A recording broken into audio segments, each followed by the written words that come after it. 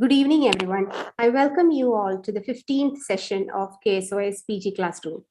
Today, we are going to have a case-based discussion on neuro-ophthalmology. Neuro-ophthalmology is one of those topics which we don't get to present and discuss a lot. So this would be a very good opportunity for the postgraduates. And the case presentation would be done by Dr. Cyril from MES Perindalmanna. And for discussion, we have eminent faculty here, and Gopal sir will be introducing the faculty. Thank you very much, Rahna. We have with us one of the doyens of neuro-ophthalmology, Dr. Mahesh Kumar from Arvind Eye Hospitals. He has done a lot of work on neuro-ophthalmology. He's a very good speaker in almost all the forums. And with him today, we have our own Patmaja Madam, Dr. Patmaja Krishnan, our professor of ophthalmology, who was in Calicut for a long period of time and now mentoring the students in MES Perindalmanna. Without any delay, let us go directly into the case. Dr. Cyril, please.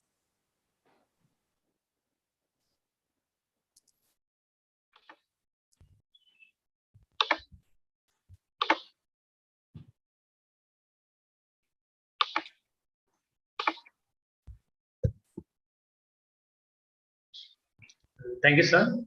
Good evening, everyone. Today I will be presenting an interesting case which we had in our OP.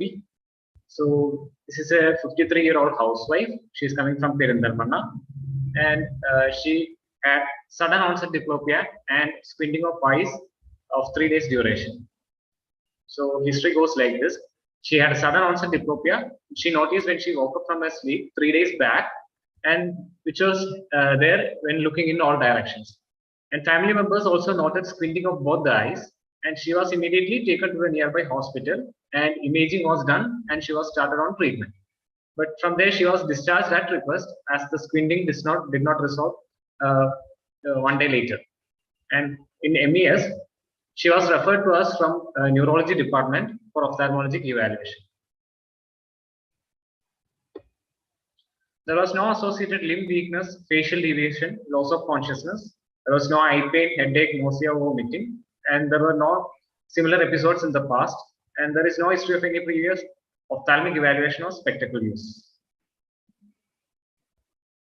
Of past history, she is a non-case of type 2 diabetes mellitus for the past 8 years on OHA, and her recent random blood sugar was 206, and this is a non-case of systemic hypertension also for 8 years, and she gives a history of left hemiparesis 4 years back, and she was on antiplatelets since then.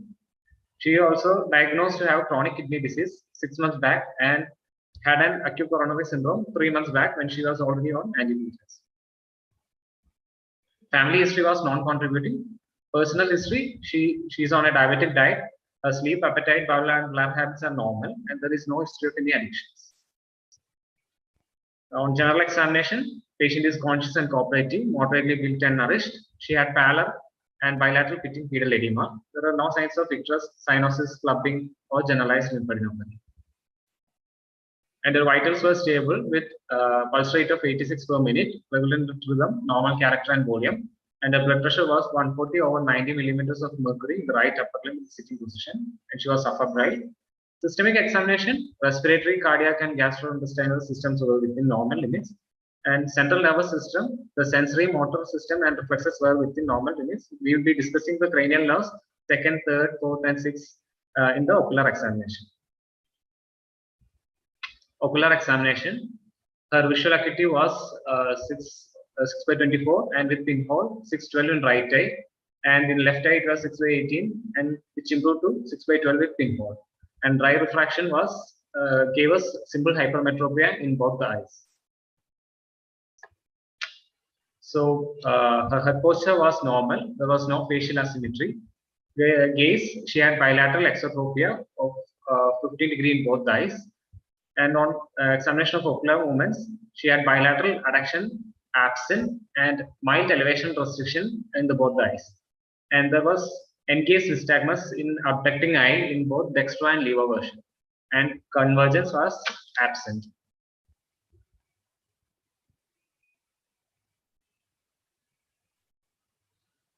Anterior segment examination was within normal limits with brisk pupil in both the eyes and nucleus sclerosis grade 2 in both the eyes.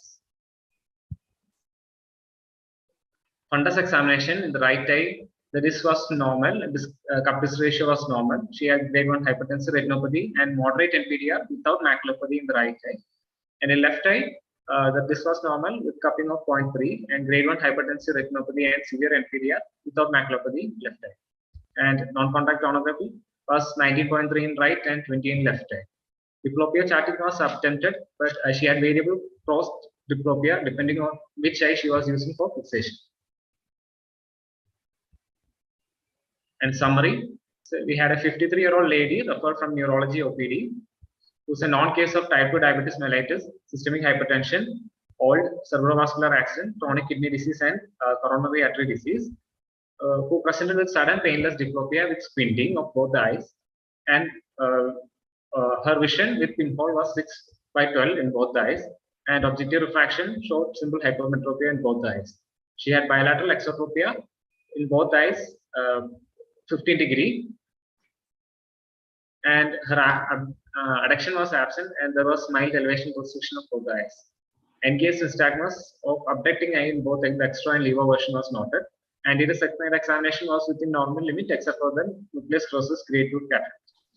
And fundus examination, she had grade 1 hypertensive retinopathy in both eyes and moderate NPDR in right eye and severe NPDR in left eye without any maculopathy. And diplopia charting revealed cross diplopia in all positions of case. So she was provisionally diagnosed with Webino or wall-eyed binocular internuclear ophthalmoplegia, grade 1 hypertensive retinopathy, moderate NPDR in right eye and severe NPDR in left eye. So here's an image of lesion we are expecting in this patient. It's a central midbrain lesion which affects the both medial longitudinal fasciculus branches.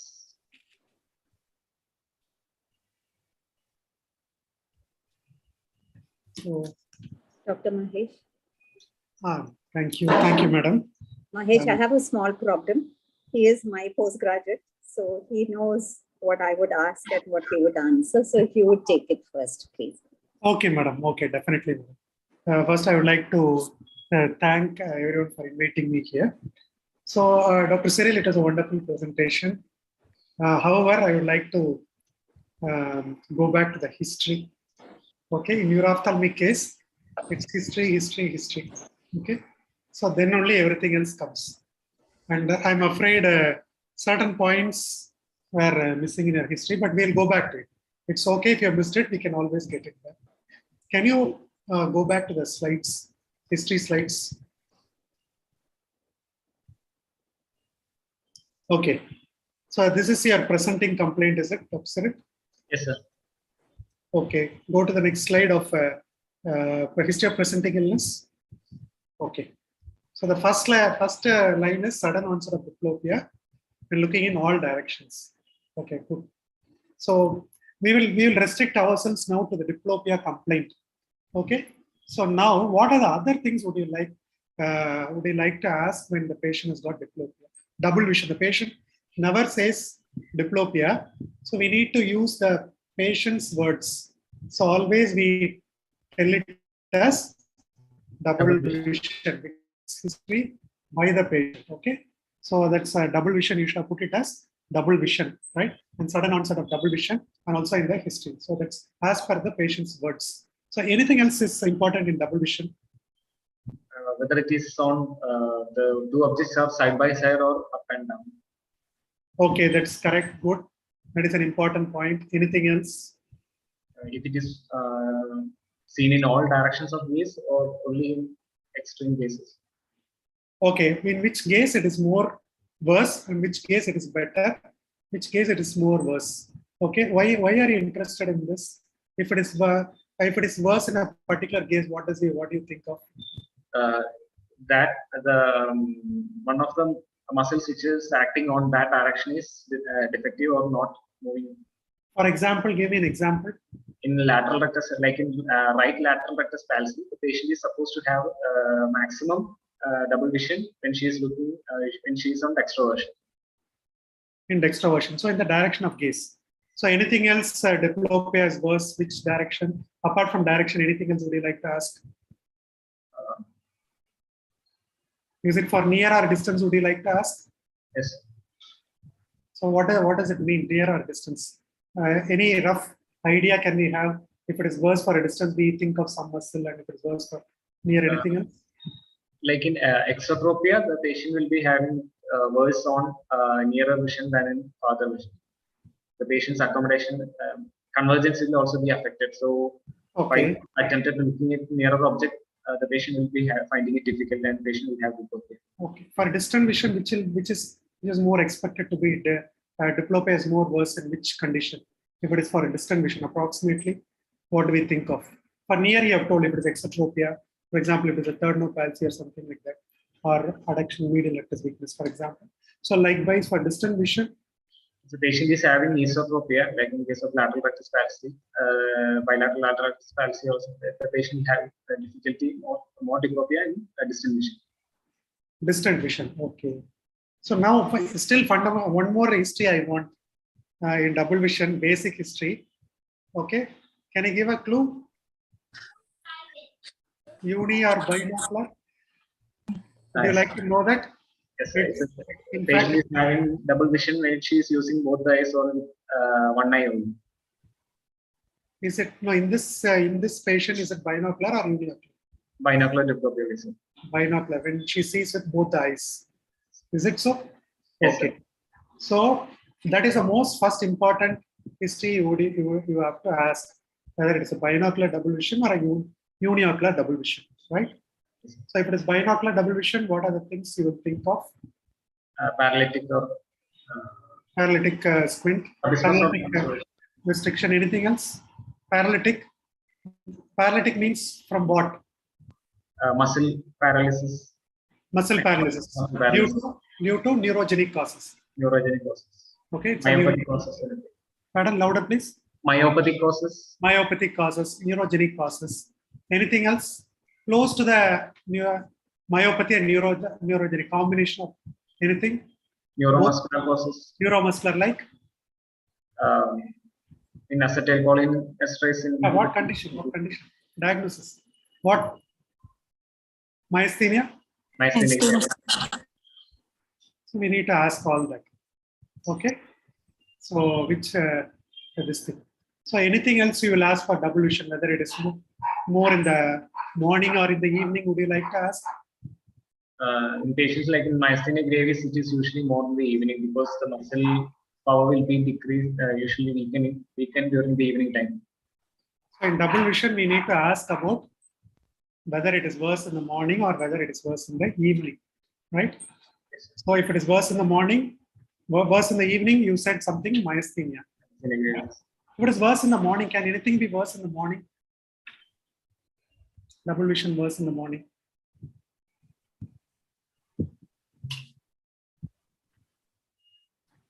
In a corneal edema, will the vision loss be worse in the morning or after some time?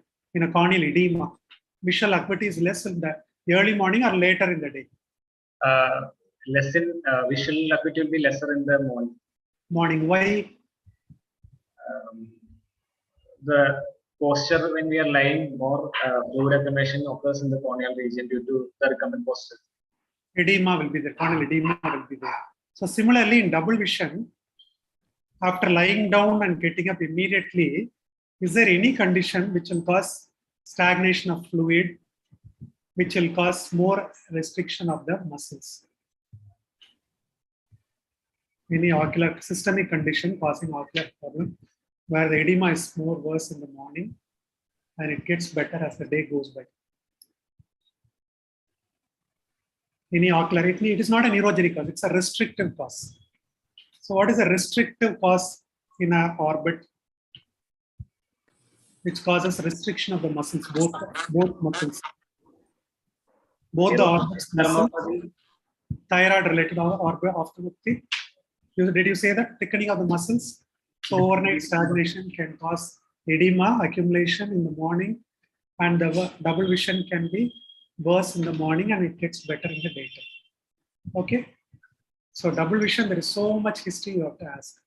If the primary complaint is double vision, there is so much history you will have to ask, right? The double vision history alone will go into 2 pages, right? So you need to elaborate on that. So that is a point I want to make. And Madam, anything else from your side, Madam? Madam, you can continue.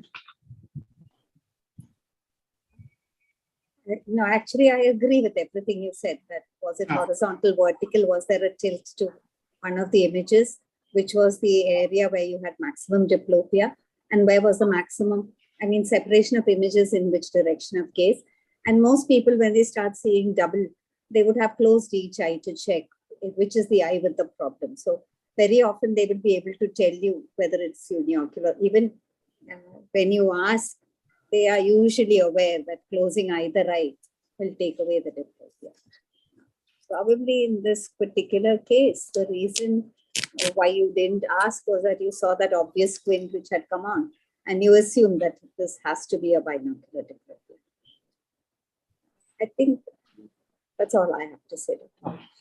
So the next question coming to this case, and whenever you are dealing with a double vision, what are the causes of uniocular double vision?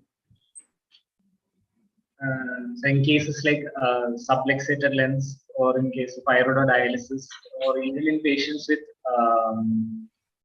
cataract, sometimes can have uniocular double vision, and corneal edema can also cause double vision. These are the problems. Okay, good. It's always. I would like to add a small point for everybody about uniocular diplopia. Uniocular diplopia, unlike binocular diplopia, is supposed to be the commoner form of diplopia. But very often the two images are either close together, or the two images are so blurred that the patient is far more likely to come with defective vision. And if you ask, for example, like I tell everybody, I'm hypermetropic now without my glasses. If I look at the crescent moon, I see multiple images. It could be that I'm having lens changes as well, but I'm not aware of the polyopia. I would say that I can't see the moon clearly because there's ghosting around it. So many refractive causes for uniocular diplopia. And when you have uniocular diplopia from iridodialysis, I'm sure most of you would be aware that if the central vision was good, the second image doesn't. Subluxated lens, again, it's very aphakic and very myopic. If you ask again and again, they might tell you, yes, I'm seeing as if there are two images. But a complaint of uniocular diplopia in my practice has been distinctly rare, unless you went and asked for it, when they might tell you, yes, I'm seeing. So people who complain of diplopia are far more likely, though the book will tell you that uniocular diplopia is a far more common condition. I'm sure it is, but the complaint is usually with the binocular, not with the uniocular. That's what I would like to add from my own experience. And I don't know, Dr. Mahesh, probably you might also agree. Yes, madam, I fully agree with you, madam. Mostly they don't really complain of diplopia in a uniocular condition. They might complain of blurred vision actually, and then are seeing multiple images, polyopia occasionally due to cataract. But always you need to differentiate the two, because once you have found that it's uniocular, you don't have to worry about doing all the other investigations. So what are the other relevant history we will say from your this thing? And regarding negative history in diplopia, you said about limb weakness, right? You said about limb weakness. Yes. And you might also, in any case of diplopia, you might also want to add any difficulty in swallowing or difficulty in swallowing and other limb weakness, you have told, swallowing and other related conditions to rule out myasthenia as a coexistent cause, right? So that's about diplopia. And so the onset, can you go back to the previous slide? You said it's sudden onset. Okay, when she woke up. What do you, when she woke up from sleep, does it ring any bells to you? Somebody says, I woke up from sleep and I found this. So what is the likely etiology from the history itself we can think of? More likely thromboembolic episode. Thromboembolic. More likely it is a vascular cause. So usually vascular causes only will be overnight. When they get up in the morning, they find it. The reason is overnight there is a generally partial hypotension is there, and there is a decreased perfusion pressure. So sudden onset, or usually from waking up in the morning, we think it is a vascular cause or embolic cause. So that is how we have to extrapolate the history. From the history itself, we can find out a lot of information about the final diagnosis. Okay. And the other thing is it's a little, not an younger patient, little older patient. So again, it's more likely to be a vascular cause. Okay. So next, coming to the other findings. Okay. Can you go to the next slide? Next slide. Next slide. Right.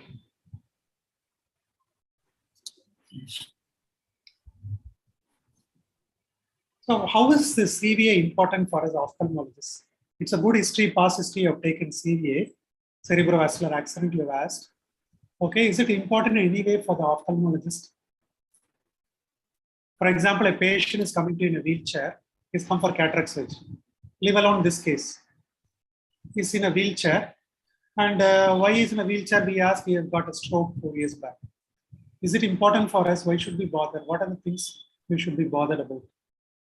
Depending upon the position or the location where he have had the incident, like if it is in the occipital region or anywhere in the path of the visual, anywhere in the visual pathway, the patient can be having a visual field defect. So okay, it is important to localize the lesion where there was a previous stroke. Exactly. So he might be having a stroke with a homonymous field defect, and you operate a cataract on the same side. If supposing he has a right hemiplegia, and without asking the history whether he had a defective vision at the time of onset of cerebrovascular accident, he operated, he will potentially have a field defect on that side, and patient will not be happy. So our patient doesn't know whether he had a field defect. Yeah, right side is a mature cataract, right homonymous, right hemiplegia is there. You want to know whether it is safe to operate on him, whether he has a field defect or not. How will you make sure of that? If the lesion was clinically, if the lesion was anterior to the lateral geniculate body, the patient can have a relative front pupillary defect. So that is one way to localize the lesion which is anterior to the lateral geniculate body. Without the scans, the patient history itself, he has got a mature cataract. We need to operate on him. He has got a right hemiplegia. So we have to make sure that post-operatively he doesn't have a field defect in that side. Forget the scans. Simple. Pupillary reaction. Pupillary reaction will be normal in cortical lesions. Think very simple. Think of both the eyes. I've given you a clue. Other eyes are immature cataract. Think of both the eyes, and how will you do a simple test to make sure that the going to be operated eye will not have a field defect post-operatively. I've given you two clues. Other is simple immature cataract, has got reasonably good vision, and you can also do some testing in the other eye. I've given you a clue. In the other eye also visual field defect can be there. Can be there. So how do you detect that as clinician? How do you detect that? Simple, the patient in the wheelchair, you don't want to subject him to any automated field. Simple test with your fingers. We can confirmation test or even Jerem chart testing. Jerem chart you can do, simple confrontation test you can do. So whenever in a hemiplegic patient, make sure there is no associated field defect. So you can do a confrontation fields in the other eye. This eye has got a mature cataract, and then you can make sure that there is no field defect, right? That is a simple method. So coming to this case, can you go forward, madam? You would like to ask anything? Dr. Mahesh, I would just like to make 2 points. What you said earlier about hemiplegia and loss of vision in one eye. Patient having a cataract. Anybody with hemiplegia, what Cyril said isn't right. The optic nerve is the one that has to be involved for an RAPD. So if at all you get a hemianopic defect, but that's also in an optic tract lesion before it left. So in other cases, you will have normal pupils, but patient might complain of defective vision in the right eye.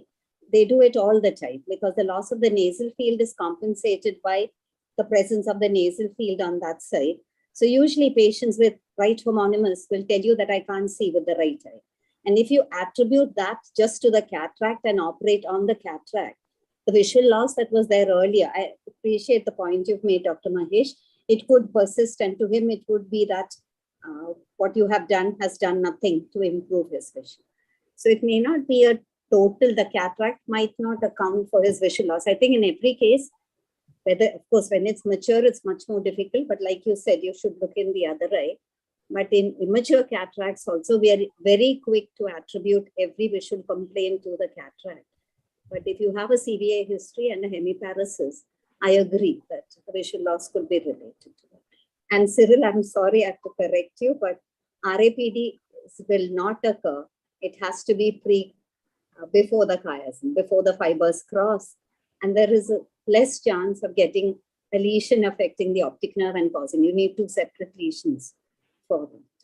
And most hemiplegias occur within the internal capsule, where you have the optic radiations as well as the, the corticospinal tracts. Okay. Sorry, Mahesh, I'm not a neuro-ophthalmologist, so I feel I don't know how qualified I am, but anyway, please, I'll leave it. That's a valuable input, madam. Also, we have to be worried about the platelet agents to some extent when these patients are having. Okay, so that's about the history. Next slide. Okay, so next slide. So history is over. Next slide. Okay, fine. So fairly, you have summarized the history. We have seen the history. From the history itself, we can deduce many things, and we can come to approximate conclusion in diagnosis from the history itself in any neuro-ophthalmic case. So you have to spend more time in the history in neuro-ophthalmic case. Right now, coming to the positive points, can you summarize the positive points now? Positive clinical findings. You can leave alone this, yeah. Clinical findings alone. Yes. So we had an exotropy of about 15 degrees in both the eyes in primary gaze. Okay. And complete adduction restriction in both the eyes. Okay. And encased nystagmus in the abducting eye in both dextro and devolution. So your provisional diagnosis will be? Bilateral internuclear ophthalmoplegia, which is on the rostral with pontine or caudal midbrain region, making it a webinum. Making it a webinum. So how do you know clinically whether it is a midbrain lesion? So we'll come to that later. But what is the pathway? You explain the pathway for internuclear ophthalmoplegia. You can show the diagram which you had put for the benefit of others. Okay, explain the diagram. So this is a visual, the pathway for saccadic eye movements. So from the frontal eye field, the pathway. You can use the pointer to point. Yeah, please. Yes. If the pointer is working, you can use that your mouse pointer so that others can follow what you are telling. Yeah. If it works, otherwise leave it. Sure, sir. If it doesn't work, I just tell. Okay. So the pathway comes from the right frontal eye field and it goes all the way down to the pontine region, and there it crosses over to the opposite side and it goes to the parapontine reticular formation. From parapontine reticular formation, the fibers actually go to sixth nerve nucleus or the abducent nucleus. And from the sixth nerve nucleus, there are two types of neuron. One is directly going to the ipsilateral lateral rectus, and the other one, which is the one which is going to supply the opposite medial rectus. It crosses over to the other side and continues upwards to the midbrain as the medial longitudinal fasciculus and supplies the medial rectus subnucleus of the contralateral third nerve nucleus. So in an INO, simple unilateral INO, the lesion occurs in either of the medial longitudinal fasciculus region. And in bilateral internuclear ophthalmoplegia, the lesion will include both the medial longitudinal fasciculus, making adduction impossible for both the eyes. And as the lesion is higher up, that is closer to the third nerve nucleus, the near reflex is also being affected. So the convergence is also affected in higher up or the rostral lesion, making the eyes exotropic in the primary case and absent convergence. In such lesions, we call it wall-eyed binocular internuclear ophthalmoplegia. Okay, good. So you explained the anatomical pathway for this internuclear ophthalmoplegia and why it occurs. So now, like Dr. Mahesh, can I just say something? Yes, madam, please, madam. It's not making a point. It's just to say that you've got to appreciate this whole diagram was made by Cyril. He's a good artist, he's a photographer, and this is not copied from any text. It Okay, was yeah. done by him actually. So he's taken the trouble to understand. And Okay, excellent diagram. Actually, it's not easy to draw this this well, and which means you have understood everything, and it's really a very nice diagram. It's a computer drawing, is it? Yes, sir. Okay. Okay. So now that's it. So now you said that it can be in the midbrain or the medial longitudinal fasciculus is extending from the midbrain to the pons, right? So what is meant by anterior INO, anterior internuclear ophthalmoplegia? What is posterior internuclear ophthalmoplegia?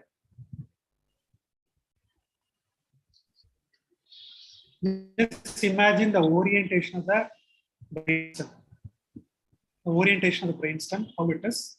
Then you will, it's easy. Which is anterior, midbrain or pons? It is Midbrain is anterior. It is not Cyril, slanting like this. It is slanting like this, right? So he's used to thinking of it as rostral and caudal, probably. yeah. I got it. Yes. Yeah, he told rostral and caudal, right? So that's another way of describing it. So how do you know whether what will happen to the based on the accommodation you just told, but to reinforce it, tell it again for the benefit of others. How do you differentiate from a rostral versus caudal INO?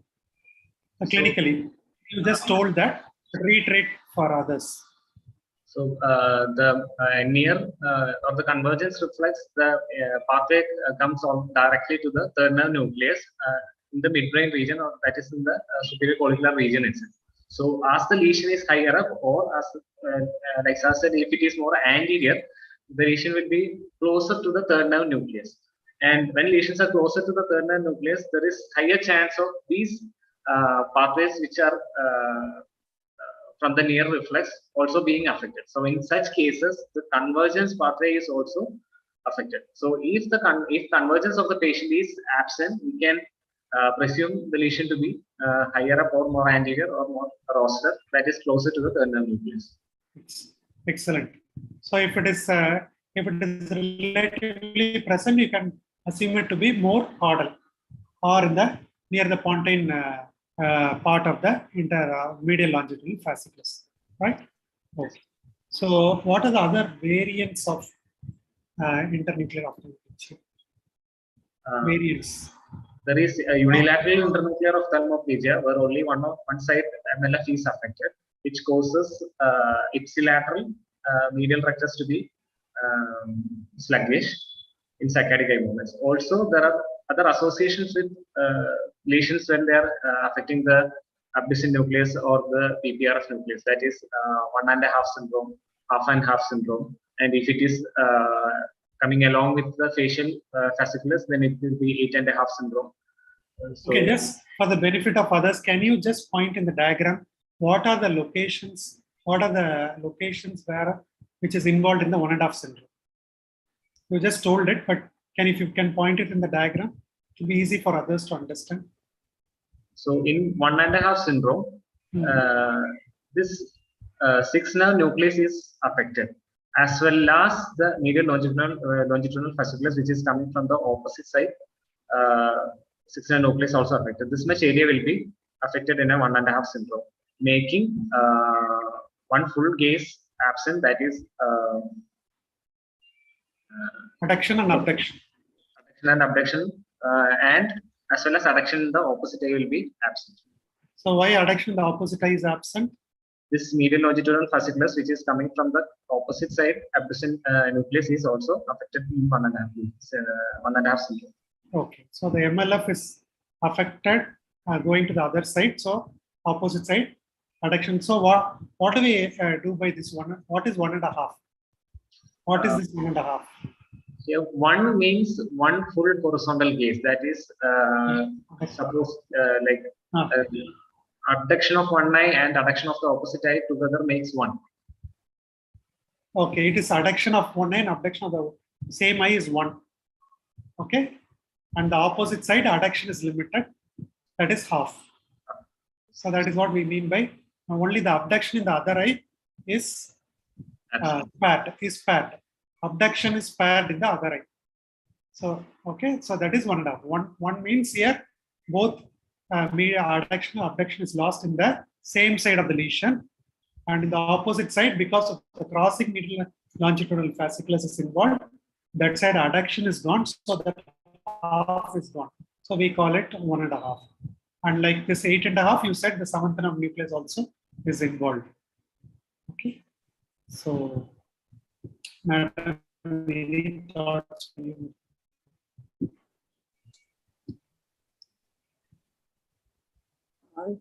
Cyril, please tell everybody why you get 8th involved with 6th.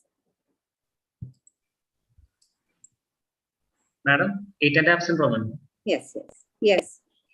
The 7th nerve nucleus, that is a facial nucleus, is situated. Sorry, now. Oh, sorry. I meant 7th. And the reason why you call it 8.5. Sorry. The 7th nerve nucleus is situated close to the 6th nerve nucleus. The difference is that from the fasciculus, which is coming from the 7th nerve nucleus, actually rounds around the 6th nerve nucleus before it leaves out the midbrain area. So if there is an abductional lesion, it can possibly affect the 7th nerve fasciculus also along with it when it rounds around the nucleus, which will cause paralysis of the 7th cranial nerve. So 7th cranial nerve absent, that means 7, and usually it will be associated with the 1.5 syndrome. So we add 7 and 1.5, making it 8.5 syndrome. Okay, fine.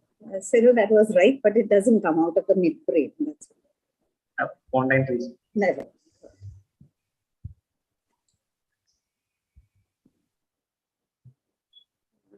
Dr. Mahesh? Yes, madam. So there's, apart from this webinar, if it is in general, if it is a bilateral involvement in the midbrain in a young patient, what is the likely cause? We should suspect multiple sclerosis. Multiple sclerosis. In the young patients, bilateral INO is usually due to multiple sclerosis or other demyelinating disorders. And whereas in the older individuals, in general, it is due to infarct, and so it may be unilateral. And exceptionally, we can have this bilateral involvement in the elderly, exceptionally. Apart from this, since we have come to a supranuclear lesion, nuclear or supranuclear lesion, in general, how do you clinically differentiate between a infranuclear lesion and a supranuclear lesion? Supranuclear lesions usually affect the gaze rather than a single eye's particular muscle, but intranuclear lesions usually affect that single muscle group only. Single muscle group. Okay. So that is one thing. So any other simple test we can perform in the bedside to rule out, to know that it's a supranuclear affection. Because bilateral, gaze could also be myasthenia. right? Gaze could also be myasthenia. So any other simple clinical bedside test can you think of? Basic neurology or basic, basic final MBBS this thing, or a basic neurology? It's more not much to do with ophthalmology, but a basic neurology. Can you think of? Cyril, I'm sure you know this. Cyril, I'm sure you know this. How will you rule out that the eyes cannot move? What are the other inputs for your gaze pulse? Vestibular nucleus. So can you prove that the gaze is lost because the gaze centers have gone, or it's because of paralysis of the muscle? The input from the vestibular nucleus goes directly to the sixth nerve nucleus. So if the patient, when we do dorsal movement, if the dorsal movement is absent, it is more likely to be sixth nerve nucleus or distal to it. If it is preserved, that means the lesion is somewhere above the level of sixth nerve nucleus. Excellent, excellent. So that is a point I was expecting. So that is a basic fundamental in differentiating between supranuclear, oculocephalic reflex, or the Dahl's head maneuver we need to perform. Okay. So how will you manage? What is the prognosis for this patient? Usually, ischemic changes resolve within 6 to 10 weeks. So, meanwhile, we can ask the patient to occlude her eye using one eye to prevent diplopia or prevent falling or anything. Also, we should give a thorough neurological examination to rule out any other causes other than ischemic causes like multiple sclerosis. Then other supportive measures. She is already on antiplatelets, so we cannot add anything extra to that. If it does, we can also go in for magnetic resonance angiogram to rule out any other obstruction which is first in. And if it was very acute, possibly we can thrombolize also. Okay. So will that internist or the emergency physician or the neurologist ideally deal with the emergent fashion? What is pseudo-INO? Heard of this term? Pseudo-INO. Reverse INO, sir. Pseudo-INO. INO similar to INO, but pseudo-INO.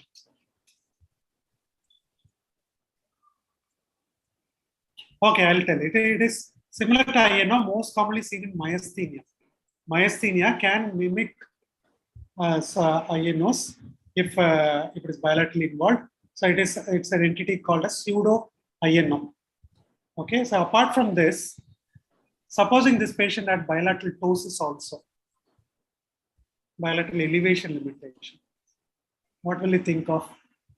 We should suspect third nerve palsy. Due to third nerve palsy, if it is bilateral, where do you think the lesion would be? Cavernous sinus. Bilateral. Cavernous sinus.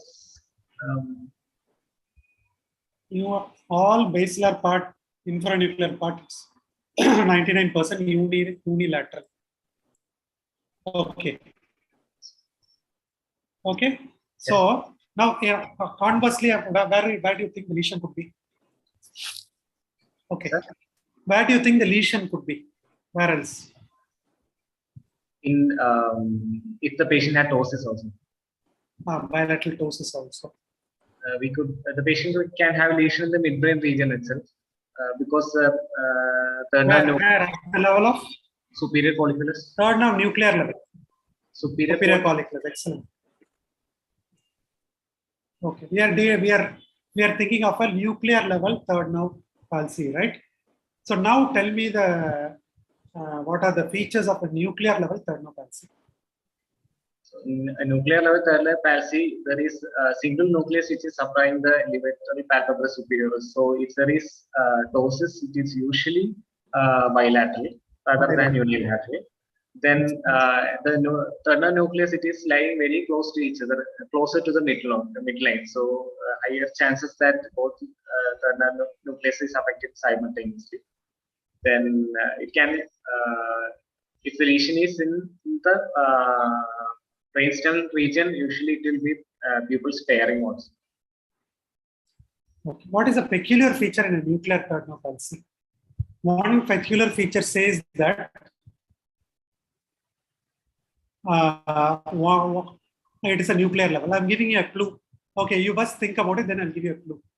Something crosses the midline and goes to the other side, causing something. The nuclear level. Supposing one side nuclear level is affected, what will be the peculiar feature of that third nerve palsy, nuclear level third nerve palsy? Something to be seen in the other eye. I've given you a clue.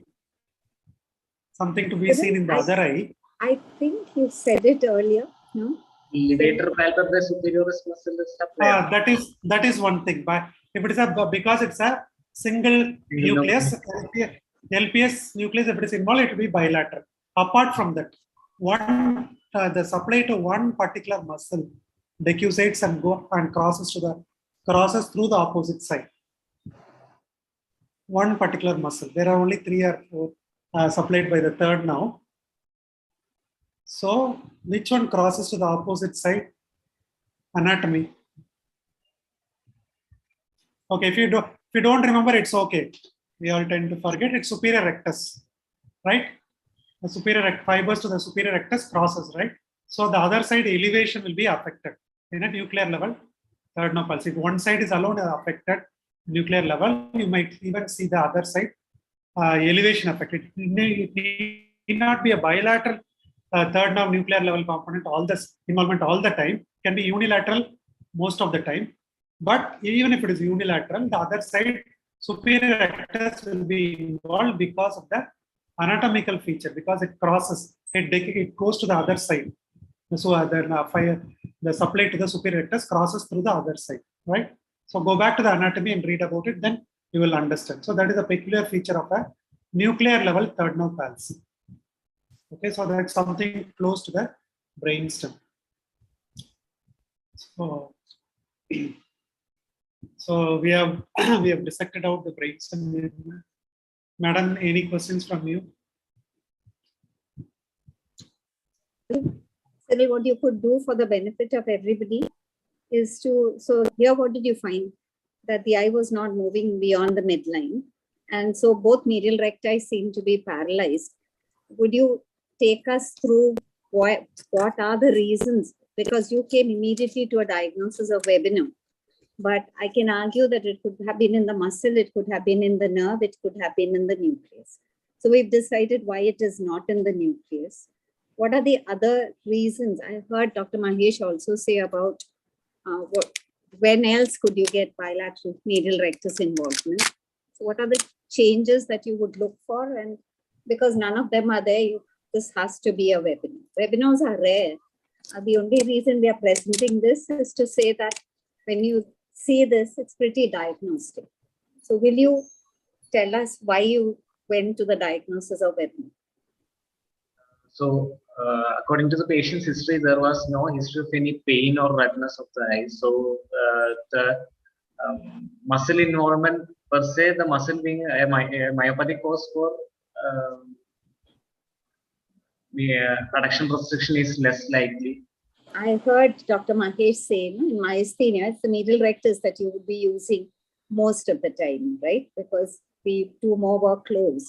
So by the end of the day, you're likely to have the medial rectus weakening and get a pseudo-ion, right?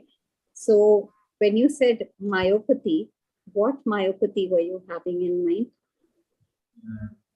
Possibly pseudotumor or... Okay, fine. So if there is an orbital lesion, Cyril, what is the thing you look for? You're saying proptosis. Okay, fine. So redness might or might not be there, but definitely there could be mild proptosis on that side. If it is the oculomotor nerve, is it possible for the medial rectus alone to get involved? other muscles supplied by the oculomotor nerve will also be affected, like elevation. But Then, can I get only a few muscles supplied by the oculomotor nerve involved? If at all, I'm getting a partial third nerve. Can I get? Dr. Mahesh just told you, no? The superior rectus fibers cross. What else happens superior rectus and levator? This also you know. I don't understand. No, you imagine the anatomy. What madam is asking is anatomy down the line. What happens as it comes down? What happens? Superior branch and inferior branch, depending on where the lesion is. Sometimes only the superior branch is being affected, or sometimes inferior branch already being affected.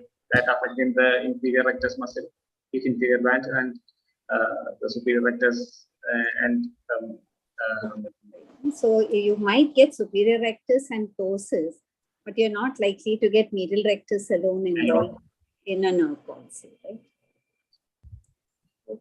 And in the midbrain, you showed us the two MLFs are close together. You can get demyelination in that area. You can get a vascular accident because the vessels are supply. Any idea which vessel? Any idea which artery is supplying the midbrain? You were talking of all kinds of syndromes. Is there something called the top of the basilar syndrome? Top of basilar artery syndrome. More specific for the midbrain region. Okay, fine. Anyway, that's more for the neurologist than for us. But what would you like to have done then to rule out whether this is MS or it's an ischemic cause? And MRI imaging can be done, and in MRI imaging also there is a different sequence. Like if it is an acute stroke which is less than 24 hours, a diffusion weighted imaging can differentiate it from an ischemic condition. Then if you are suspecting an multiple sclerosis, the flare sequence can help in coming to a diagnosis in the multiple sclerosis. Okay, so when you ask for previous episodes of weakness, previous episodes of diplopia, or previous episodes of squinting, what else should you have asked for to rule out MS? What is the commonest ocular manifestation for multiple sclerosis? So you know that when do we get to suspect multiple sclerosis? Not usually with INO, right? INO and Webino and all are rare. When they occur, multiple sclerosis is one condition you have to think about. But when I see something else is when I think of multiple sclerosis. Decreased vision. By decreased vision due to what?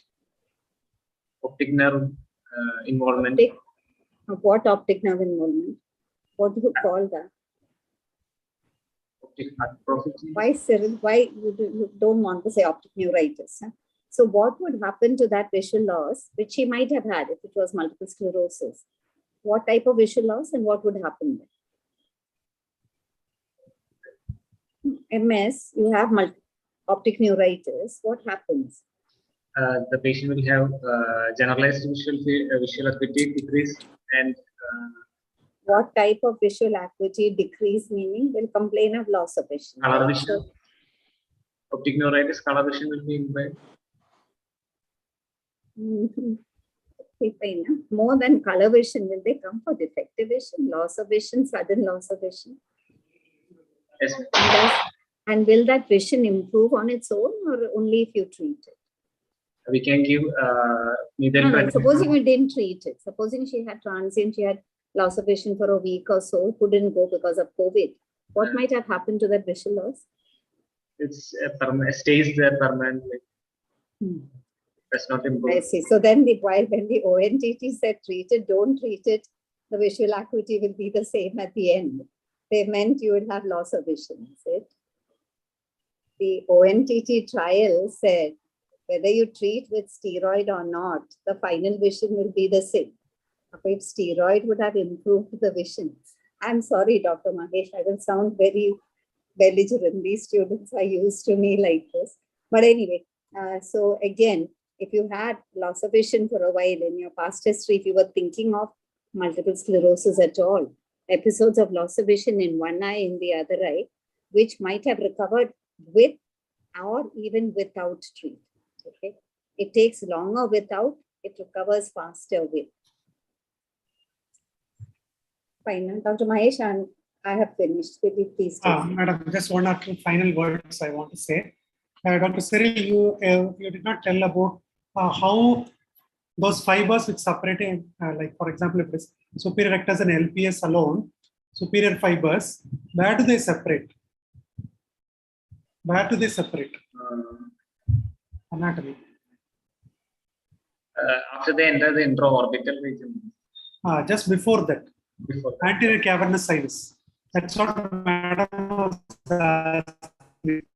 Can it be involved separately means because the superior division and the inferior division. Superior division supplying the superior rectus and the LPS, and the inferior division supplying the inferior rectus, inferior oblique, the pupillary fibers, and the medial rectus. Okay, that's how they divide. So this division occurs in the anterior cavernous sinus. Okay, to trace the anatomy. This again, Dr. Mahesh, all of them know, because when they draw the superior orbital fissure, in the middle part, you always draw the two divisions of the third nerve. With what in between? When you recently, even in the superior orbital fissure, you have the superior division, the inferior division of the third nerve, with another nerve lying in between them. Cyril?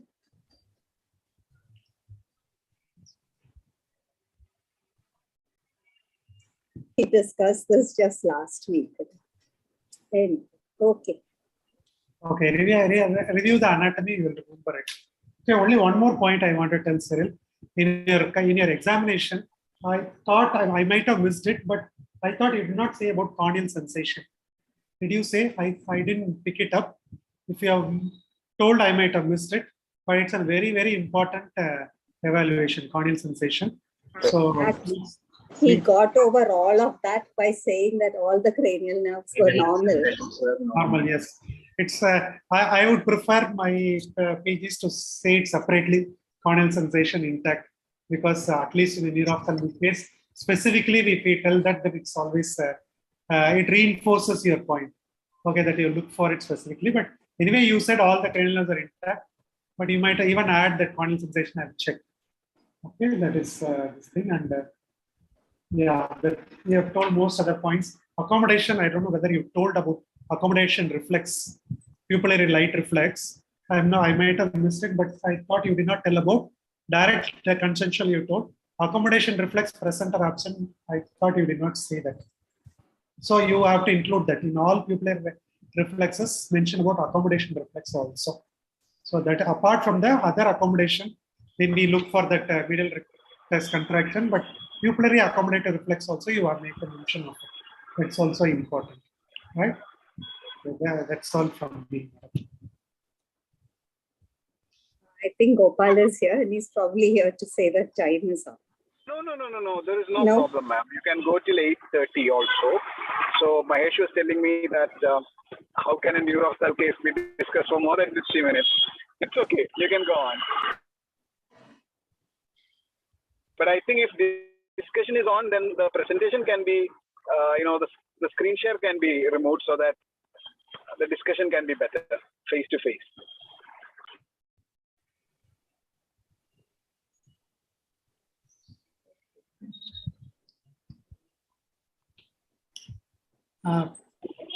Pertaining to this case, I think we have covered most points. I'm not sure whether anything more to be done in this case.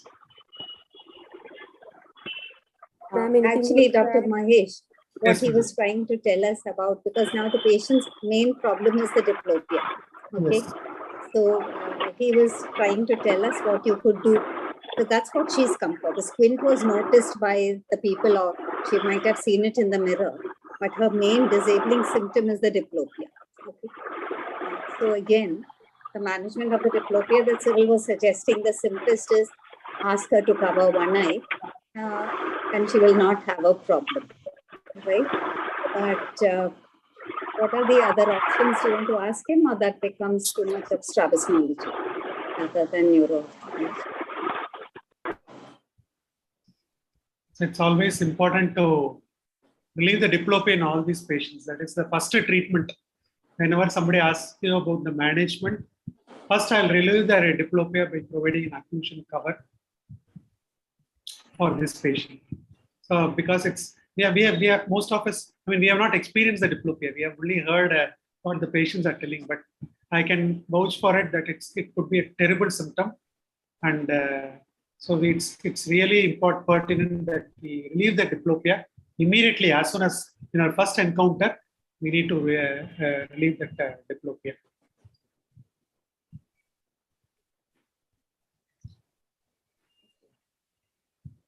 And okay, fine. In that context, now, Dr. Mahesh, again, I would like to say that completely patching one eye might take away the visual field completely on that side, and you could bang into things. So usually a frosted glass on the front of either eye will cause at least light and gross objects will be seen without bumping into things. Would be a better option than covering or putting a bandage over there. okay. Of course, cosmetically, the frosted glass also looks abnormal. What else?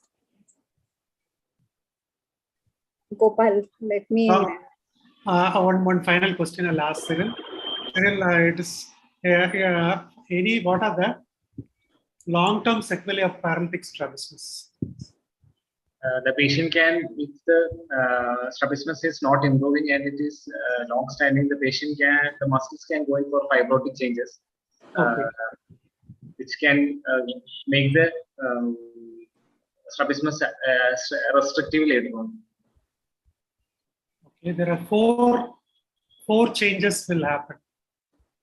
What are the four sequelae of it? First one will be a restriction on the same eye, then overaction on the other eye, then restriction of the contralateral of your opposite sides. Your contralateral muscle also can go in for restrictive changes also. We call it inhibitional palsy of the contralateral antagonist. So that is a technical term we use, inhibitional palsy of the contralateral antagonist. So this whole process has a name. What is happening? Yes. What was initially, what type of squint was this? What type of squint? Yeah. Paralytic squint. Now, what is a paralytic squint? It's what type of squint? Comitant squint becoming non-comitant. What? Comitant or incomitant? Paralytic. Incomitant. Paralytic squint. Madam is asking paralytic squint. Comitant squint. Comitant meaning the angle of squint is the same in all directions of gaze, is it? Or later will it become like that? Later it becomes comitant squint. So initially it was? Incomitant squint. Paralytic squint, incomitant squint, it may later becomes comitant squint. So we call that what? That it's become?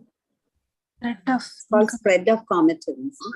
Because finally you will find that the angle of squint is going to remain the same. Right? No. Because spread of comitance is the term PG should remember. All PG should remember. Long-term sequelae, spread of comitance.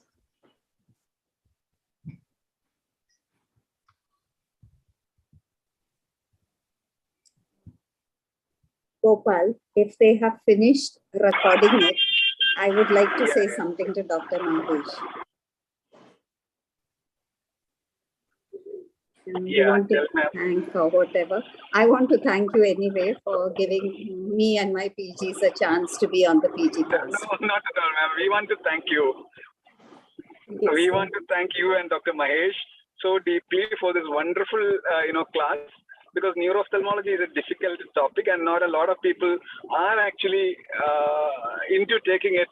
And it is a wonderful class. I'm sure that a lot of postgraduates around would have benefited hugely, immensely by this class. Because in an exam, if a neuro-ophthalmology case comes, it is some, postgraduate's nightmare, right? But with this lucid, class, I think that overtook a lot of problems. Yeah. Thank you, sir, for inviting me here. Thank you. Thank you, ma'am. Thank you very much, Mahesh. Thank you very much. It is indeed a pleasure. And always a pleasure to have you, Padmaja Madam, also. Thank you very much. Thank you, sir. The postgraduate also presented very nicely. Congratulations. Yes. Thank you very much. Cyril, excellent answering, Cyril. It's a barrage of questions from both of us. You answered 99% of the questions.